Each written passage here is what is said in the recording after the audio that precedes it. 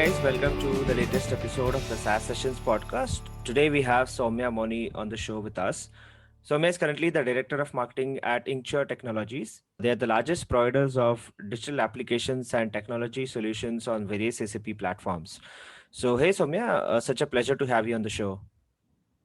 Thank you, Sunil.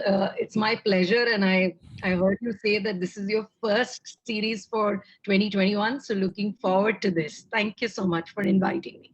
Awesome. So, Soumya, I gave a very short intro about you and Incture Technologies. So, can you tell us more about you and how did you get into the world of SaaS? So I have been with tech marketing primarily in B2B space for the last 21 years or so. I've Mm-hmm. worked with various organizations, starting mid-size to startups to very large MNCs as well. So my career span has been in products, equally mixed with products and services.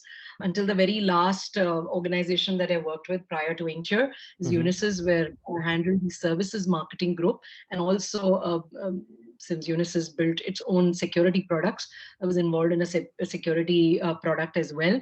Mm-hmm. So I've handled products catering to multiple markets. At Incture, Incture is a digital applications company, and we build digital applications on SAP Cloud Platform, which is now called the SAP Business Technology Platform. So we use several components of what an on-prem application would do, but on cloud. Mm-hmm. And many of SAP's customers are moving towards the S4 implementation journey. So Mm-hmm. we are enabling that digital transformation for them, moving or connecting some of their on-prem systems to the cloud. So we've built close to 100, applications Nice. on the system itself, and these have been both custom as well as productized applications or templates, as we call them. And Mm-hmm. many of these applications are available on the SAP App Center, which is their marketplace Yeah. for selling their services and products, as you may be aware. Mm-hmm. We are a 500 member organization, growing about 30 to 35% year on year. In fact, in the COVID year itself, we've sort of grown quite well because of the amplification of digital due to the pandemic. So that's a little bit about myself and what I do in Incture or what Incture does. Nice. That's really great. And talking about your role at Incture, right? Director of Marketing. So can you tell us what kind of activities that you do at Incture and what have you planned, for 2021? So, whole gamut of things. So, marketing essentially serves three objectives, Sunil. One is creating market awareness or brand awareness. We, being SAP partners, of course, a lot of our co-selling or co-marketing depends on SAP. So, we do that very effectively with SAP across the geos that we operate in. North America is, of course, one of our biggest markets, but we're also present in Middle East, Europe, and Asia Pac. Mm-hmm. So really on market awareness, demand generation, and the third one is sales enablement. These are the three core objectives that we look to fulfill as part of any marketing planning exercise, Mm-hmm. regardless of which year you may be operating in. And therefore, building out the go-to-market strategy or looking at what campaigns to drive, whether it's regional or global, and how do we steer those campaigns with SAP is what the focus has been over the Mm-hmm. last few years, Got it. and particularly last year, even in the COVID year. And I jokingly say this to many people that, corona, there used to be marketing before Corona, Mm-hmm. and that's BC. BC marketing, DC marketing, and AC marketing. Mm-hmm. AC marketing is really after Corona, and we're still in the DC, which is during Corona marketing. So Yeah. maybe that phase still continues, and hopefully we will come out of it and we will get to see what AC or after Corona marketing looks like. But really, given that we have been in the forefront of selling digital applications, our marketing also has to sort of very quickly move into digital. Mm-hmm. And given that we are co-selling with SAP and co-marketing with SAP, a lot of the channels that we use for promoting our products and services are from SAP. Mm-hmm. So and so 2021, the focus would be more narrow and deep, I would say. It will be about, account based marketing. That's where the focus would lie, where we Mm-hmm. would, look at our high value accounts and start to see how we can mine them. So really the focus would be on account farming, while Mm-hmm. net new continues to be a strategic focus and demand generation will drive net new. But I think about 50 to 60, I would say it will be 50-50. Like 50% of our time would be spent on account mining and making sure that the accounts that we have, we grow them strategically. And once we've got net new logos of last year, we look to grow these accounts over the course of this year.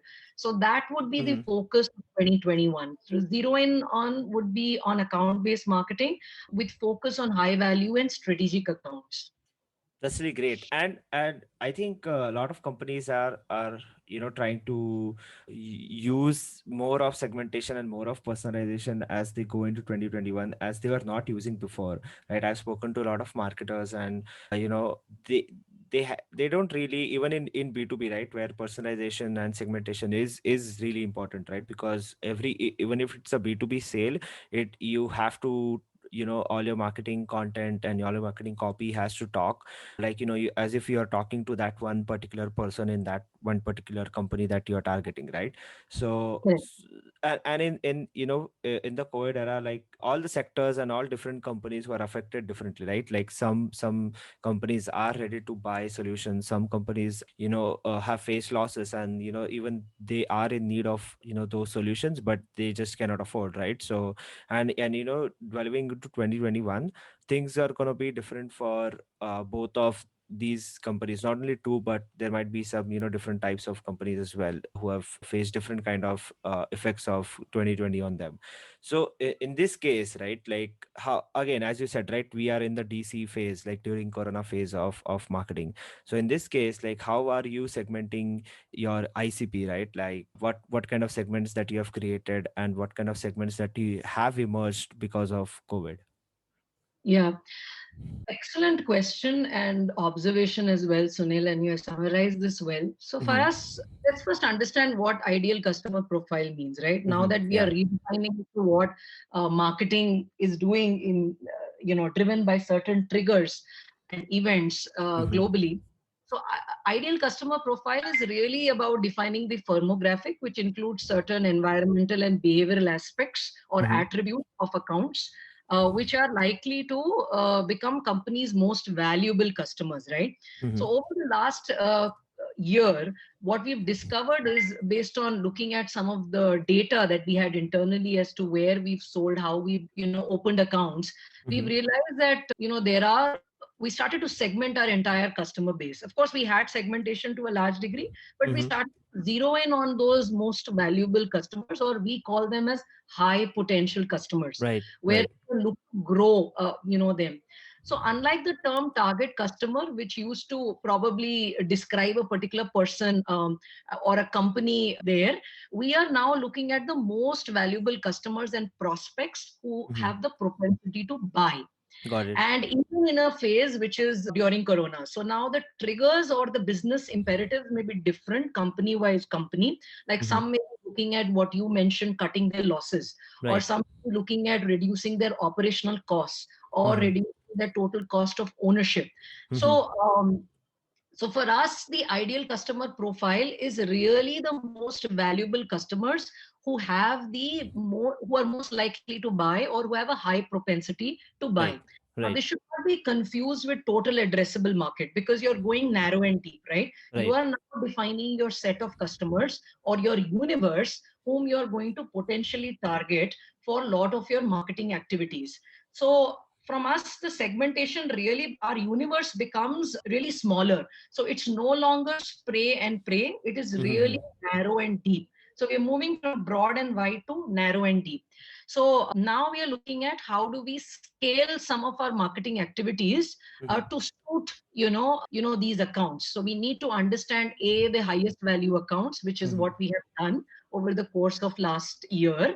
And Mm-hmm. now we're looking at creating scalable and repeatable strategies and tactics to engage and convert more growth in these accounts. So Mm-hmm. the land and expand strategy is what we have defined for ourselves with segmentation. So Mm-hmm. that helps us, that helps us sort of streamline our budget and resources.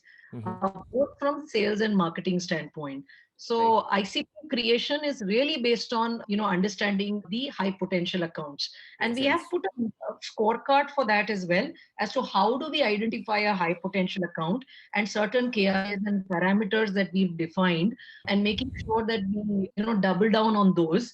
And we constantly, as a team, whether it's we call them as the growth team, so whether it is the sales team or the marketing team or the delivery team or the customer success team, all of us work together to zero in on the growth for those high value customers.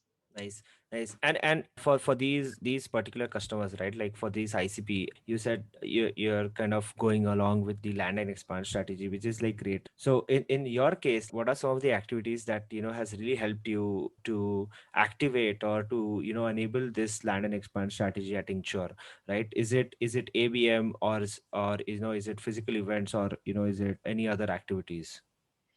So I'll go back to pre-COVID days or BC, right? Mm-hmm. So when it was BC, I guess, physical events would be the largest draw for us Right, in right. terms of getting customers, as like any other B2B company, correct? And we participated in many big events or roadshows or trade shows of SAP, and we continue to do that. And what we've seen is traditionally most of our large customers or high value customers have come through introductions in these trade shows like Mm-hmm. Sapphire and pretty much Yeah. regional events. Mm-hmm. Now, obviously, COVID has changed all of that. We've not had a single physical event last year.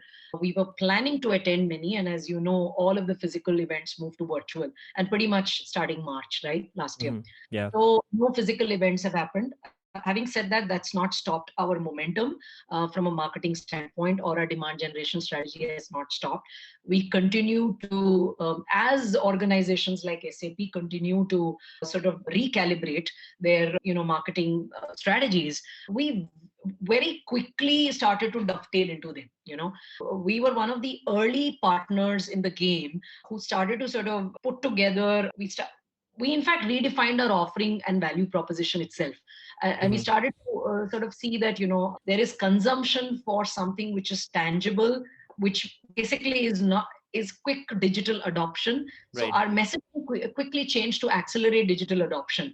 And we Nice. didn't focus on digital transformation, which is what I guess most companies were doing, right? Like Mm-hmm. multi-year scalable operations, and looking at different processes within the company and trying to bring them and marry them together, and building an ecosystem which is digitally enabling a lot of their processes, because each process is linked to the other in an enterprise. Mm-hmm. Now started to very quickly sort of see that that probably needs to change, and we need to now bring about something called as consumable services, which is short to implement, or a shorter cycle to implement. It has a shorter sales cycle.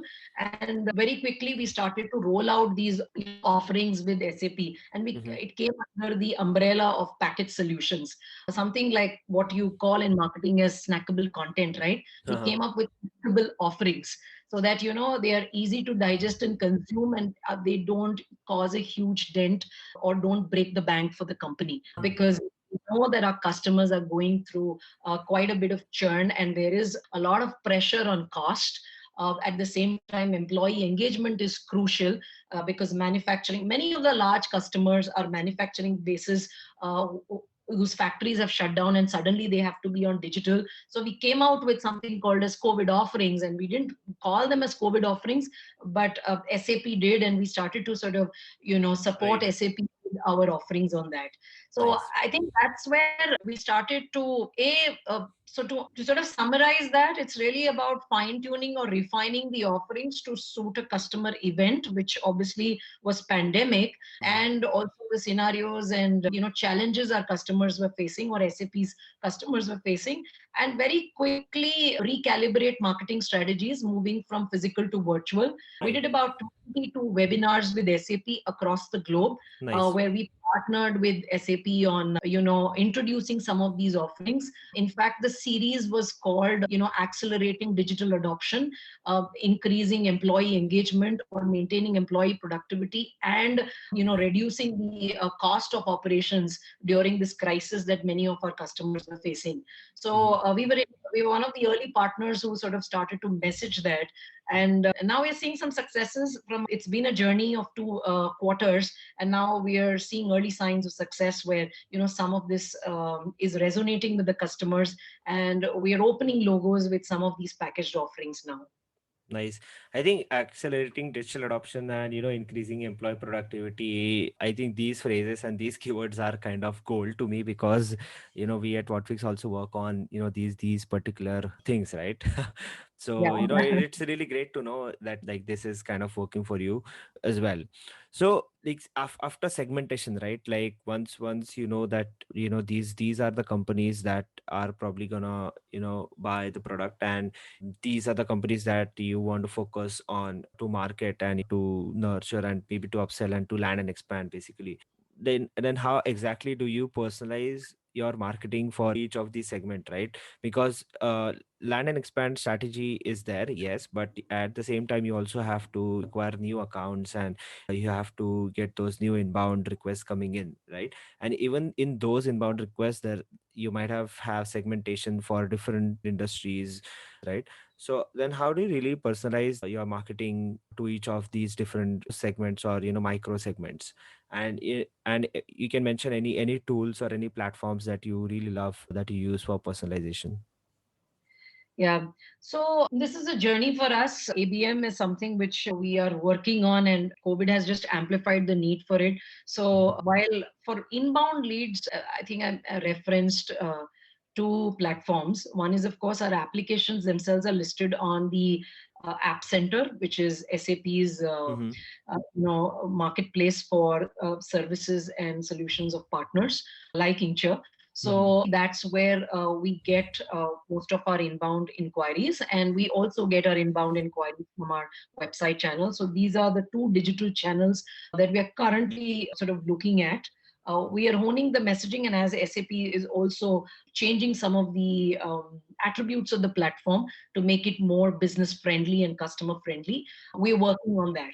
So clearly, the amplification or go to market is with SAP. So we are looking at making sure that we are there, present in both these channels, and of course, social, anything that, whether it's a product launch, whether it's an offering launch, or a new partnership announcement. These are the two things which we are driving through both these channels. Having said that, from a tool standpoint, that see ABM, I think ABM for micro segments works when you map stakeholders according to an imperative or initiative in the organization. Right. So account, so there are two things in ABM, right? You have Mm-hmm. contact and you have insights. And Right. so account intelligence essentially is about both. It's about context where you get to know who your target persona or person is. Persona Mm-hmm. is probably, attributes, but person is who is the person that you're looking to target, Mm-hmm. and with what message, because the message will obviously change based on the person in the account. Mm-hmm. So discovering the accounts and mapping to the accounts and ensuring we get quality data, we Mm-hmm. use SAP's database. And Mm-hmm. we also, because we are an SAP partner, we do have access to some of their customer database, and the ICP really comes from there because we are a digital applications company where we are Right. looking at customers who are on a cloud journey. If they are on ERP, then they are looking to move to SAP cloud platform, and if they are on prem, then we are looking at some services that can enable them to be on Mm-hmm. the cloud platform. So we Nice. do have that list, and since we co-sell with SAP, we do get that intel. So a lot of the intel comes from SAP. Having said that, we also use SAP's tools and products, which is virtual agency. SAP has its own, digital marketing tools, and Aberdeen Group is something which we rely on for Right. contacts. Mm-hmm. For insights, we use traditionally all would be a summation of multiple tools like LinkedIn Sales Navigator. Right. We are now currently also looking at, of course, we have our own CRM where we build out a lot of this data.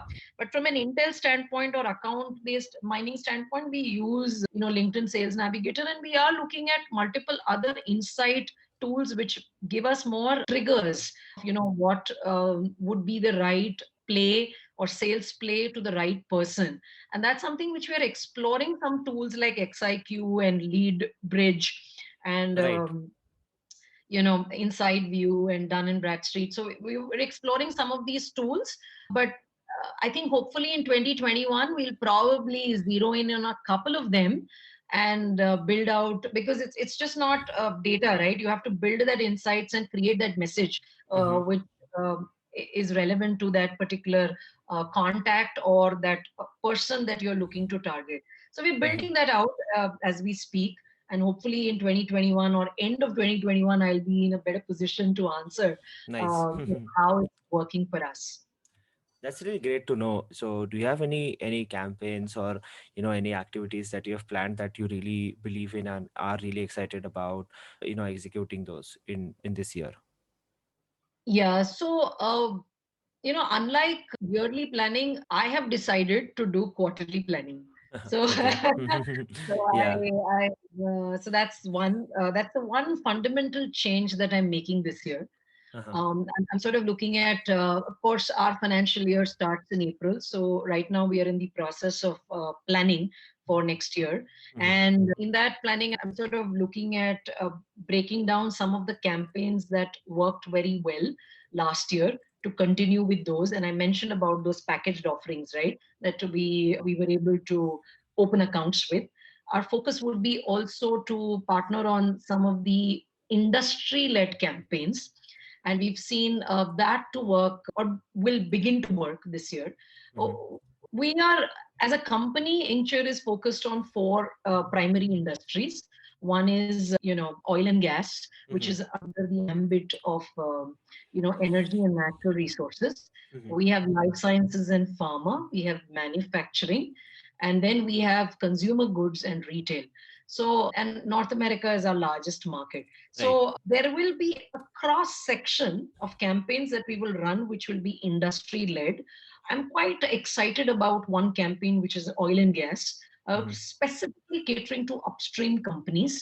And I'm also excited, and that's where we've had some success, and we won innovation awards for them as well from SAP. So we've built some competence around that area where we believe, and we've also got expertise in building a digital ecosystem or an oil field, as we call it. So that's an Hmm. area that is something which I'm looking to launch as a campaign. Nice. So it's the industry. We're also participating in NRF, in North America. So there are a couple of products or applications that we are going to bring out in that particular, trade show. It's virtual, of course. The first chapter is next week and it's virtual.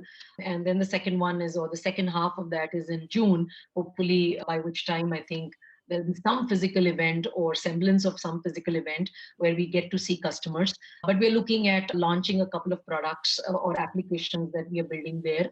So there could be two product launches, industry, and a mix of regional campaigns.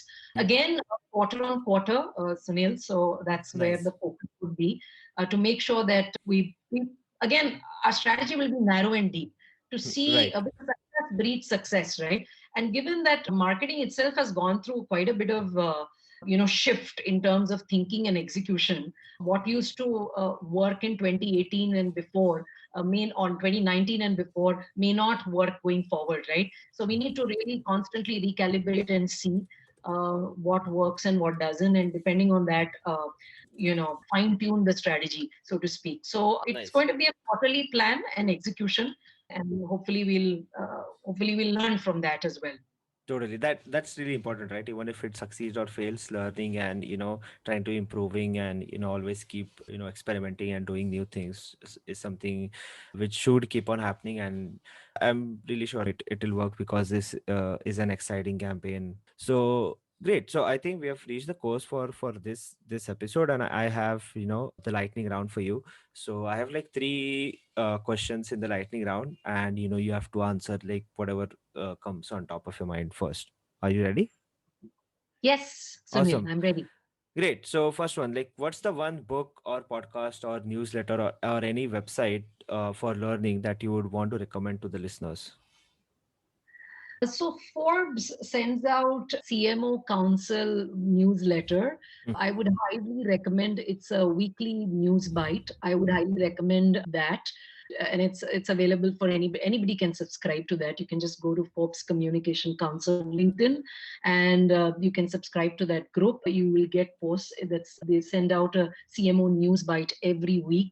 Nice. Uh, Talks about best practices in ABM, that talks about best practices and also leadership movements, what campaigns are working across the globe, so one can learn Great. new in the field of content. So definitely that's one recommendation from me. Great. I would second that too because I also had recently subscribed to that like a couple of months ago, and so far it's been really helpful to me as well. So I would second that. So yeah, second question, like, what's your one prediction for marketing in 2021? AI. uh, uh, I am so, I think, I've been talking to a lot of companies to see how you mine data, right? mhm. So there's tons of data available on customers and their buying preferences and intent data. How do you sort of make sense of that data for decision making? This is still, I mean, there's no silver bullet to this, but I'm saying that, there is still an opportunity for us to use some qualitative and quantitative analysis. Where Incture is relatively small, but a lot of the larger organizations I'm seeing that they are using or our customers are using a Mhm. lot of AI. And I think there's an opportunity to use predictive analytics in understanding customer preferences, segmentation. It also helps you sort of profiling some of your key target accounts and making sure the messaging that you want to provide. There's some intelligence around that which systems can also give you. Of course, I'm Right. not saying it would eliminate any kind of human intelligence or manual intervention, but that anyways needs to apply. But a lot of this data needs to be in a digestible format, and I'm seeing a lot of companies focused on building that.